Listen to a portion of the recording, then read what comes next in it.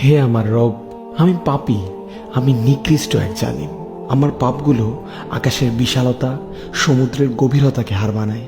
কিন্তু আমার এত এত নাফরমানির পরও আপনি যে আমায় এখনো অসংখ্য অগণিত নিয়ামত দিয়ে যাচ্ছেন, এ সকল নিয়ামতের হিসেব আমি আপনাকে কিভাবে দিব রব?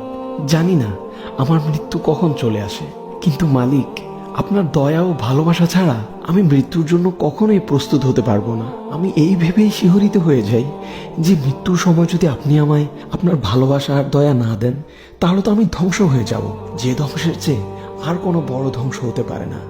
মৃত্যু যন্ত্রণা, কবরের আজাব, জাহান্নামের আজাব, এগুলো সহ্য করার ক্ষমতা তো আমি রাখি না রব।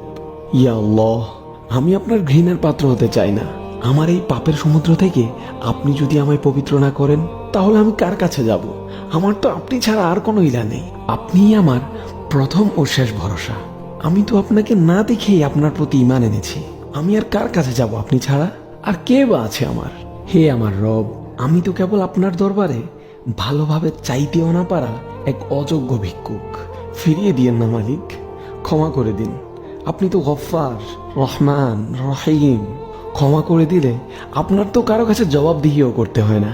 আপনি অমুখাপেক্ষী। আপনি জান্নাতীদের সাথে কথা বলবেন, তাদের সাথে দেখা দিবেন। আমিও আপনাকে দেখতে চাই রব। আমি আপনাকে হারাতে চাই না। আমার রসুল সাল্লাল্লাহু আলাইহি ওয়াসাল্লামকে দেখতে চাই। আমি তাকেও হারাতে চাই না। আমি সব হারিয়েছি, তবে আপনাকে হারানোর বেদনা আমি সহ্য করতে পারবো না। আপনার কাছে আমি আমার সকল গুনাহ স্বীকার করছি। আমায় ক্ষমা করুন রব। আল্লাহুম্মা ইন্না নাউযু বিকা মিনান নার ওয়া নাসআলুকাল জান্নাহ। ফি আমানিল্লাহ। আবারও আমাদের একতরফা কথা হবে নতুন কোনো ভিডিওতে। ভালো থাকবেন। আসসালামু আলাইকুম ওয়া রাহমাতুল্লাহ।